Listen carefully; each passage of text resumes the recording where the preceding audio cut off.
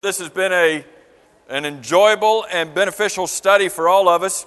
Philippians is one of those books that is enjoyable to study. There's a lot to glean from it, a lot for us to consider. And what we're looking at in chapter 4 is part of the book that's the most practical for us to look at in these closing verses of the book, and a lot for us to consider. In fact, as you look at some of the major themes in the book, chapter 1, Paul really looks at the gospel and the need for the gospel to be preached. And that's, when you look at chapter 1, it's so much about the gospel and making sure whatever the case that the gospel is being preached. When you look in chapter 2, the emphasis is so much on humility and the need for the church to humble themselves. When you look at chapter 3, there's a lot of different emphases in that chapter, but the idea is just keeping your focus straight. Where Paul says, this one thing I do, forgetting those things that are behind, and I press on towards those things for which Christ has laid hold of me. So it's keeping our focus. But as we've mentioned about chapter 4, so much of chapter 4 is about trying to get us to think straight as Christians, to try to mold and shape and kind of direct our minds and our thinking as Christians. One of the things that Paul has said throughout this book to these Christians is that they need to be of the same mind. Well, there's only one way for two different people or three different people or hundreds of different people to be of one mind. There's only one way for that to happen, and that's to come back to one source and to all affirm and to believe and to follow the one source. If we'll all come back to this, that's the only way that unity can exist, the only way we can be of one mind. So there are several practical things here, but I want us to pick up. We finished off with verse 6 last time, but did not get to complete it. So let's start in chapter 4 and verse 6 tonight and see what we can do to finish this book. Paul says, be anxious for how much? Not a single thing. Don't worry about anything. That's in the present tense. It's a command. It's an imperative. Stop being anxious about things. Be anxious for nothing, but in everything. Well, if you're not being anxious about anything, what's left? In everything, by prayer and supplication, with thanksgiving, let your requests be made known unto God. Do you do that?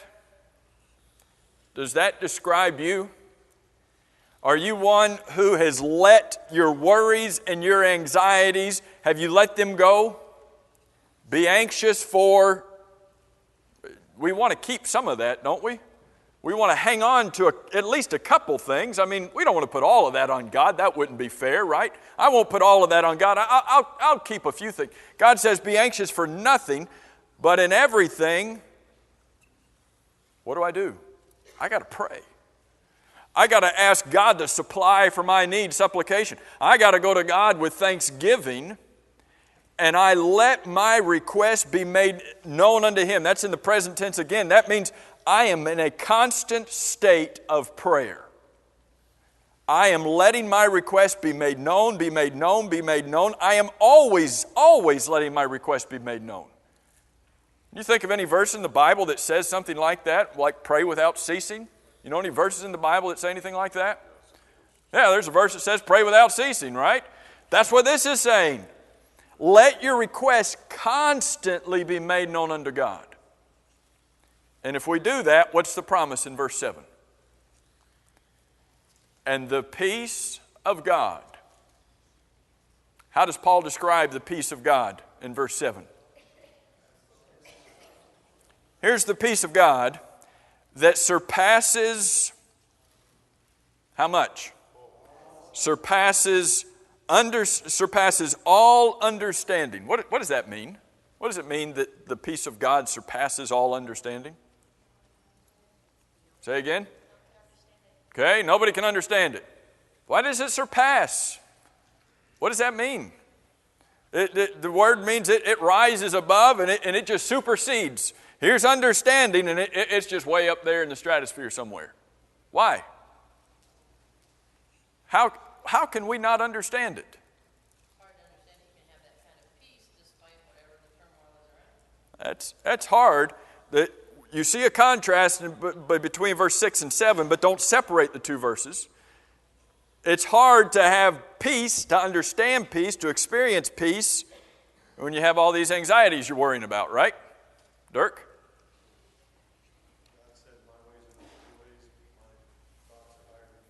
Yep. It's beyond our comprehension. Dirk quotes Isaiah 55, 8 and 9, that God says, my thoughts and my ways, they're higher than yours. As the heavens are above the earth. There's no comparison. So here I am, and I'm a human being. So it seems that built within human beings is the innate desire to worry. Right? Maybe I won't hurt too many feelings when I say, seems that females have that gene a little bit stronger than males, to worry. God says, be anxious for zero, but instead, 1 Peter 5:7, cast all of your cares upon God. Keep on throwing them on God. Keep piling them on. Keep on letting all your requests be made known unto Him. And what's going to happen?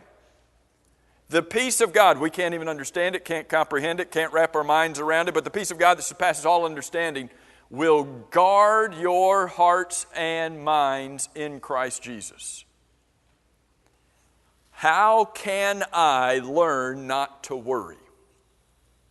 How can I learn to stop being anxious about everything?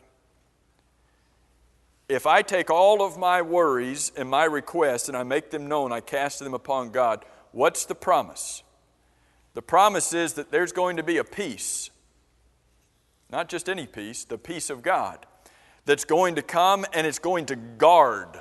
The word there is a word, it was a military term in those days. It was about that military guard that would set up a protection around you. That's the peace of God. It sets up a guard around your hearts and your minds. If Colossians chapter 3 and verse, 15, 16, let the peace of God rule in your hearts. Colossians chapter 3. If the peace of God is ruling in our hearts, if it is guarding our hearts, is worry going to be able to get in? Is anxiety going to be able to climb the fence? Well, only if we part the sea, only if we part the way and let it in. But otherwise, no. In all your ways acknowledge God. Trust in the Lord with all of your heart. And when you do that, I'm not worried about me. I'm not leaning on my own understanding. That's where anxiety comes from. That's where worry comes from, is where I can only see things through my eyes. And here's troubles, here's problems. I don't know how these things are going to get fixed. And here I am, little old me, and I think I've got it all figured out. There's a God in heaven who says, give it to me. Lay it on me. And stop worrying about it. That's hard to do, isn't it? Why is that so hard to do? God says to do it. Why is it hard to do it? We're humans. We see what we're supposed to do, what the world sets as an example, and then when we don't have that outcome because of the peace, we're just kind of like, what's going on? Okay, when things aren't going the way we think they ought to be going, sometimes our hearts begin to be concerned about it, to worry about it. How do we stop it? Somebody said it. You got to learn to trust in God. Is it possible? Is it possible to put your faith and trust in God and to worry at the same time?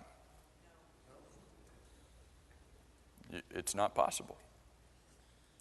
When this says in verse 6, be anxious for nothing. The word anxiety there means that my attention is drawn in another direction. If my attention is drawn, if my attention is drawn to my anxiety, where has my attention been drawn away from? God.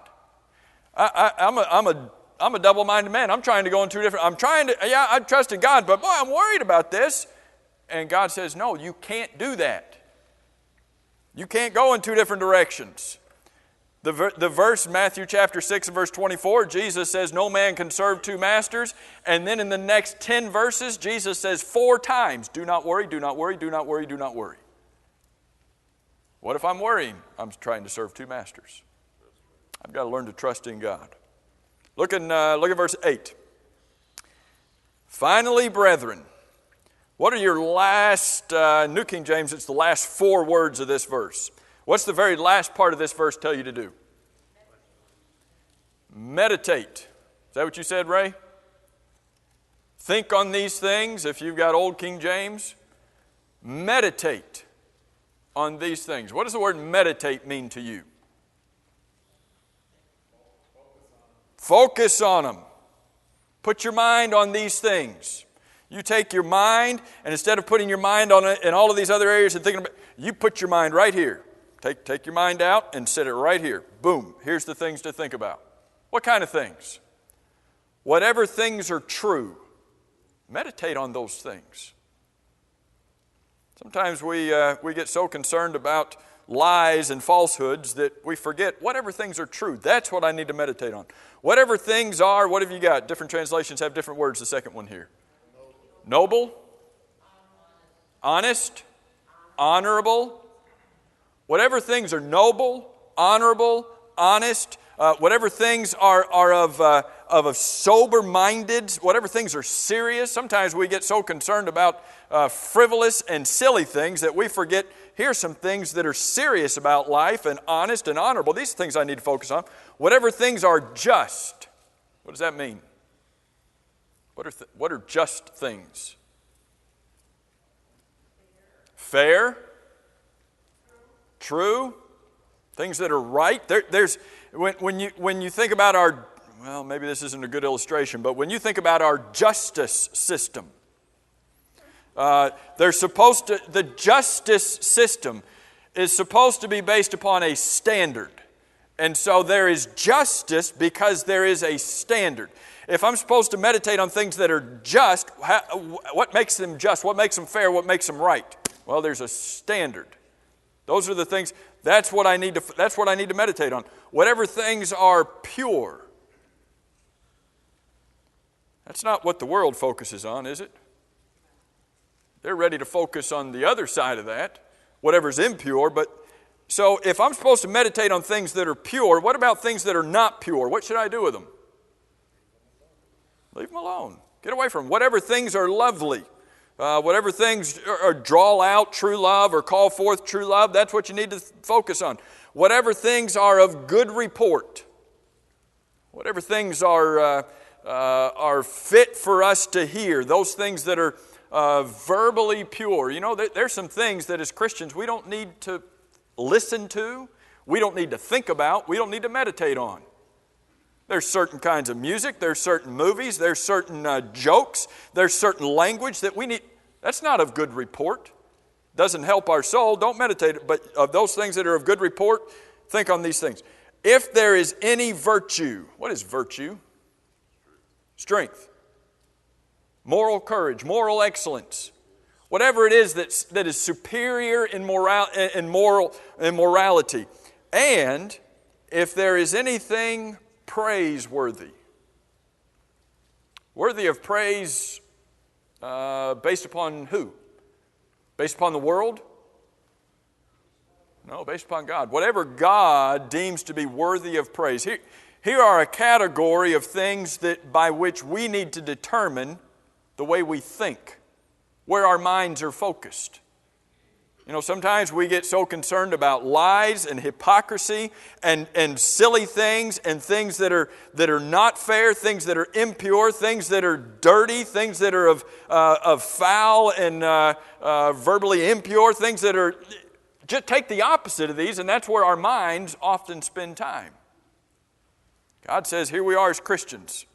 We go back to verse 4. We've got to learn to rejoice all the time. How do we do that? Well, we've got to learn to let our gentleness be made known unto all men, verse 5. How do we do that? We've got to learn to be anxious for nothing, but to give everything to God and let His peace control us. Well, how do we do that? All of these things are like a puzzle and they fit together. How do I learn to rejoice? How do I learn to let gentleness reign? How do I learn to stop worrying? I've got to control what I think about. I've got to learn to control where my mind meditates. If I spend more time being concerned about the world than I do about the Bible, if I spend more time being concerned about false doctrine than I do about true doctrine, if I spend more time being concerned about all of these things that are outside and I don't spend time right here. David said, I love thy law. It is my meditation. How often? All the day. Where do I need to meditate? Blessed is the man that walketh not in the counsel of the ungodly, nor standeth in the way of sinners, nor sitteth in the seat of the scornful, but his delight is in the law of the Lord, and in his law doth he meditate day and night. Psalm 1. Where are we? Our minds are so many other places than just meditating on these things. Meditate on these things. And he says, verse 9, the things which you have learned in me, received in me, heard in me, and saw in me, these things, what? You do them. You know, we see Paul say things like that a lot. You know, imitate me as I imitate Christ. Here he says, whatever you've seen me do, you do it too. Was Paul arrogant? Was Paul saying that his way was the only way? Paul's saying, I have devoted my life to Christ. Remember what he said in chapter 1? For me to live is Christ. To die is gain. My life is about Christ. And as long as my life is emulating Christ, you see these things in me. These things do, and who will do what at the end of verse 9? If you do what Paul does, what's going to happen? The God of peace. Where does the peace of God come from? Back up in verse 7. From the God of peace in verse 9. So how do I get the peace of God to guard my heart and mind in verse 7? Well, I learn to meditate on what God tells me to meditate on. I learn to follow the example of righteousness in the life of Paul, and the God of peace, he says in verse 9, will be with you. Verse 10. But I rejoiced. What's the next three words you've got? In the Lord. We've seen that key phrase. Go back up to verse 1, where he tells them to stand fast. The end of verse 1 of chapter 4. Stand fast in the Lord. Verse 2, he told the two women to be of the same mind. Where? Be of the same mind in their fashion, to be of the same mind in their opinions about men, to be in the same mind about raising their children. How were they supposed to be united, these two women who were disagreeing? Be of the same mind in the Lord, verse 2. Verse 4, how can you possibly have joy all of the time? Well, you are in the Lord. How can you rejoice always? Well, you can only rejoice always if you rejoice in the Lord. Regardless of what circumstances are happening, if you recognize you've got a relationship with the Lord, you rejoice in the Lord always. So we've seen that phrase several times. Verse 10, I rejoiced in the Lord greatly, that now at last your care, or some translations have the word thought or concern, maybe is what your translation says, that now at last your care, your concern, your thought for me has flourished again. Though you did care, but you lacked opportunity. What's he talking about? What was it that had flourished again? The word flourish here is just what it sounds like. We think about a flower that flourishes or blooms, or a flower that puts out its blossoms. And that's what he's saying. All of a sudden, you're growing again. You're blooming again in your care, concern, and thought for me. What had happened? You know Epaphroditus? He was talked about in chapter 2. Epaphroditus had come from Philippi to Paul, and what did he do? He brought gifts with him. He brought gifts with him to see Paul. And so Paul says, I'm glad that your care, your concern, your thoughts for me are flourishing again, though you surely did care, but you just didn't have the opportunity to help me. What do we know? What do we know about the church at Corinth, or the church at the church at Philippi, and what Paul told the Corinthians? Just for a second, go back to 2 Corinthians chapter 8. Look in 2 Corinthians chapter 8 and see what Paul was telling other churches about the churches that were in Macedonia. 2 Corinthians chapter 8. I don't remember if we've looked at this quarter or not. 2 Corinthians chapter 8, Paul writes and says, "Moreover, brethren, we make known to you the grace of God bestowed on the churches of Macedonia." You know where Macedonia is? If we were to talk about the Macedonian call, we know the Macedonian call. We know that Paul was in Troas in Acts chapter 16. And that Paul received a vision. He saw a vision of a man from Macedonia that was saying, "Come over here and help us." And so Paul and his companions left, and they got on a ship and they went to Macedonia. Well, when they got to Macedonia, where were the first converts made? Macedonia is like a county. It's like a region. So it's a larger area. It's not as big as a state, but it's more like a county. So he came to the county, let's say, of Macedonia, the region of Macedonia. The first converts were made in what city inside Macedonia? Philippi. Paul's writing, book of Philippians, to the church at Philippi. So when he writes 2 Corinthians chapter 8, he says, let me tell you about the church in Macedonia. Well, Thessalonica is also in Macedonia. Berea is also in Macedonia. So you have other churches that are there, but there was one church that was helping Paul more than any other church. And we'll see that in just a minute back in Philippians 4. But anyway, 2 Corinthians chapter 8, he writes about the grace of God that was bestowed on the churches of Macedonia. Verse 2, that in a great trial of affliction, the abundance of their joy and their deep poverty. How rich are these people? How wealthy are they? Are they well off? Are they poor? Are they more than poor? Are they in poverty? Are they in more than poverty? They're in deep poverty. The abundance of their joy and their deep poverty abounded, here's a word you don't expect, in the riches of their liberality. They're in deep poverty, but what does Paul say was abounding? Their riches. If they're in deep poverty, how are they abounding in riches? In the riches of their liberality. Did this church have a lot of money? Were they as well off as the church in some other city? No, they don't have very much. Did that stop them from giving? Did that stop them from supporting Paul and his work? Paul says they're in deep poverty, but they're not just their deep poverty, but their joy. When they were giving, when the riches of their liberality were abounding, were they doing it grudgingly or of necessity? Oh, well, okay, we'll give it to Paul so he'll just shut up and not talk to us anymore. Get him off our back. No, their joy was abounding that they could help him out. Verse 3, for I bear witness that according to their ability. Does that sound familiar in regards to how much we are to give? As New Testament Christians, do we give according to our ability? In the Old Testament, did they give according to their ability? Or did they give tithes? They gave tithes. 10% here, 10% here, 10% here. They were under obligation in the Old Testament to give a certain percentage. Here's the church in Macedonia, verse 3.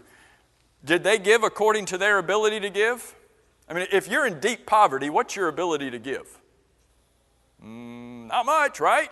They're in deep poverty, so according to their ability, verse 4, but he doesn't just say according to their ability, does he?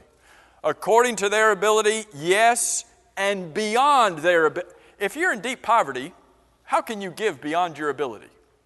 You don't even have the ability to give. That didn't stop them. It's an amazing concept that it did not stop them, that they didn't have, that they were beyond their ability. They were freely willing. They weren't forced. Imploring us with much urgency that we would receive the gift and the fellowship of the ministering of the saints.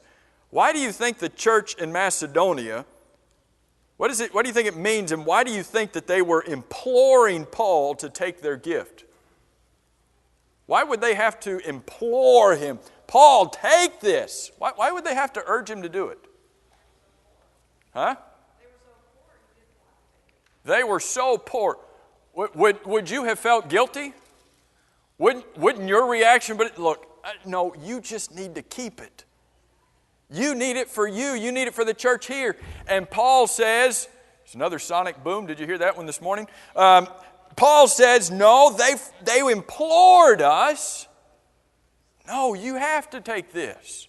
Now, come back to Philippians 4. We need to know that from 2 Corinthians 8 because Paul's bragging on them over in 2 Corinthians 8 about how much they're giving. He's also giving us an idea of how poor they are. Now, he says in Philippians chapter 4, verse 10, your care for me has flourished again. Verse 11, not that I speak in regard to need. I'm not saying this because you sent me something, and I'm not saying this because I needed something, for I have learned. How do you learn something? By experience. You either sit in a classroom with a book and learn it, or you can learn by experiencing it, right? Which one usually sticks better? The experience, right? Teachers know that, right? Teach it to them from a book, they learn it, take the test, next week they forgot it, all right? But, through experience, what did Paul learn? He learned, verse 11, in what state? Whatever state. I have learned in whatever state, whatever circumstance I am in, to be what? What does that mean? To be satisfied? To be happy with what you've got. Self-sufficient. Was this something that Paul that God gave to him? Here, Paul, take some contentment. No, he says, I learned it. Did that mean that at some point that maybe Paul was not content? That Paul, whatever state he found himself in, was having a problem being content? He says, I learned it. You learn something either from a book or you learn it from experience. He had learned that whatever happened to him, that he was going to be content, he was going to be satisfied, sufficient with whatever he had. Verse 12, Paul says, I know, New King James says, how to be abased. What does that mean? What does it mean, I know how to be abased? I know how to be poor. I know how to be poor. I know how to be humble, to be humbled by my needs. If you're poor and if you're humbled by what you have need of, would it take some learning on your part to learn to be content? Because we're not there automatically, are we? I mean, if we're poor and we don't have anything and we don't even have anything to supply our needs, do we just say, oh, that's all right, I'll just be content? When we see everybody else who's got whatever they want and then we look at ourselves, contentment is hard. Paul says elsewhere in 1 Timothy chapter 6, godliness with contentment is great gain. Paul says, I've learned how to be abased. I know how to be abased, and, verse 12, I know how to abound. It's funny that he had to learn how to handle abounding too. Some people don't handle abounding too well, do they? They don't handle riches. They don't handle wealth very well sometimes. You ever known anybody who got into some money and didn't know how to handle it very well? Paul says, doesn't matter what extreme I've gone to, I have learned. I've learned how to handle it. I've learned how to be content. Look in the middle of verse 12. Everywhere, there's no place lacking, and in all things, so here's three superlatives he's used in these verses. I have learned in whatever state, it doesn't matter what state, whatever state I'm in. Then he says in verse 12, everywhere, doesn't matter where I've been, where I'll go, and in all things, it doesn't matter what happens to me. Everywhere and in all things, I have learned both to be full and I have learned to be hungry. I have learned to abound and I have learned to suffer need. When I say chapter 4 is about us trying to learn to refocus and learn how to think. Verse 4, we're supposed to learn to think about rejoicing all the time. That's not easy. Verse 6, we're supposed to learn to control our minds and to change our thinking about stop being anxious about everything. Pray all the time. Verse 8 talks about meditate on these things. Stop thinking about those other things. Meditate on these things. That would be enough, right? Paul could have ended the book there and we would have had our plates full with things to work on, with mindsets to try to perfect and to work. But now he goes into this idea of contentment. Is it easy to be content living in America? Does contentment come naturally? Or you say, oh, I've got enough. I'm satisfied. I don't need any more. We always want more, don't we? With whatever we have, we always want the next. And if we're in deep poverty and we see those who are way on the other side of not being in deep poverty, well, we'd like to be up there, but we would take any place in between too, right? And Paul says, I've learned to be content. How do you get there? How do you get to the point, even if you have nothing? Paul's not saying I had little. He says I was abased. He says I was hungry. He said I have learned whether it be full or empty. How do you do it when you're empty? Got any ideas? Say again. What does verse 13 say? I can do all things through Christ who strengthens me. How can I learn to rejoice in the Lord always? I can do all things through Christ who strengthens me. How can I learn to be anxious for nothing? I can do all things through Christ who strengthens me. How can I learn in the midst of this crooked and perverse generation to meditate on things that are true and pure and lovely and praiseworthy in the eyes of God? I can do all things through Christ. How can I learn in this materialistic society who's focused on stuff and money and things to be content? I can do all things through Christ. If I can do all things through Christ who strengthens me, how much can I do outside of Christ? If all things can be done in Christ, how much can I do without Christ? I'm a goner. I don't have any hope. You know, look at the words here. Paul doesn't say, I can do a lot of things, I can do most things, I can do many things. Whatever it is that I need to do for the cause of Christ, whatever it is that I need to do to live and to serve God, I can do it because of Christ. What is Christ doing? He is strengthening me. Both of the verbs in this verse are in the present tense. I can. I can constantly, continually do all things. Why? Because Christ is constantly and continually giving me the strength to do it. Do I believe that? Do I trust that?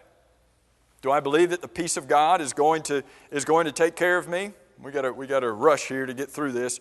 Nevertheless, verse 14. You have done well that you shared in my distress. He's talking about what they had done in their gift, their financial gift. They had shared financially with him, sending him this gift. Now you Philippians know also that in the beginning of the gospel, meaning when Paul taught the gospel in Philippi, when the church began, that in the beginning of the gospel, when I departed from you, I departed from the region of Macedonia, no church shared with me concerning giving and receiving, but you only. What's he saying? I left Macedonia. Did Paul know where his next paycheck was coming from? Did he know where his next meal was coming from? Paul says, again, notice the strong language. There was no church, not just, there could have been one or two or three other, there was no church who was sharing, again financially, sharing with me concerning the giving and the receiving. Giving and receiving are banking terms. Those were banking terms in the first century about credits and debits. So there were churches, there were congregations that were sending money to Philippi to support Paul, and Philippi was then sending that money to Paul so that he could do the work of the Lord. And Paul says, there was nobody else doing that for me except for you in Philippi. You think he had a close relationship with them? Do you think that Josh and Kara, whom we serve in that capacity for, do you think they have a closer relationship with this congregation or in some other congregation? This is the congregation who is doing the giving and the receiving. This is the congregation who is sharing with them like no other congregation. And there's a special bond between Palm Beach Lakes and the Blackmers. There was a special bond between the church at Philippi and Paul. He says there was nobody else that was doing it except for you. Even in Thessalonica, when he left Philippi, he went to Thessalonica, and even when I was there, you sent aid. How many times? At least twice, right? You sent aid once and again for my necessities. But again, he says, look, I'm not saying this because I want the gift. I'm not saying all of this because you have sent me money. Do you do that sometimes? Somebody gives you money, somebody gives you a gift, and you go overboard in thanks because, you know, if you say they did a good job and you thank them, maybe they'll give you another one, right? So Paul's not saying that he's proud of them and that he's excited that they're helping him so that, you know, keep it coming, you know, I need some more. He said, forget that. I'm not talking about that. Not that I need the gift. He did need the gift. But he said, what's even better than that is that I seek the fruit that abounds to what? Not my account. I'm not seeking the fruit that abounds to my account because of this gift. I'm seeking the fruit that abounds to your account. When you help the gospel to be spread, who does God bless? If we are helping Josh and Kara to spread the gospel, will God bless Josh and Kara? Yes. Will God bless us? Yes. There is fruit that can abound even to the account of those who help financially. Indeed, verse 18, I have all. He didn't really have all, but he had sufficient. He was satisfied. I have all and abound. I am full. I'm filled up. Having received from Epaphroditus the things, plural, sent from you. Oh, don't ring the bell. What was this gift? It was a sweet smelling aroma, an acceptable sacrifice. It was well-pleasing to God. Did the church at Philippi make a sacrifice? They were in deep poverty, but they gave beyond their ability. Is that a sacrifice? Paul says that's a sacrifice. It's pleasing to God. And the promise in verse 19, last thing. Promise in verse 19 is what? You've given all that you can. What's God going to do? My God shall supply how many of their needs? All of them. All of your needs in Christ. Isn't that what Jesus said? Seek ye first the kingdom of God and His righteousness, and all of these things shall be added unto you. That's what God does. But we've got to be the ones who are willing to make that sacrifice. And it all starts by changing the way we see things, changing the way we think about things, and putting our thinking in line with the Lord and how He would have us to live and to serve Him and to think, and not put it in our own minds, in our own lives. I hope this study of Philippians has been enjoyable and beneficial for all of us. I hope you'll read it and study it even more and write these things upon your heart. Thanks for your time.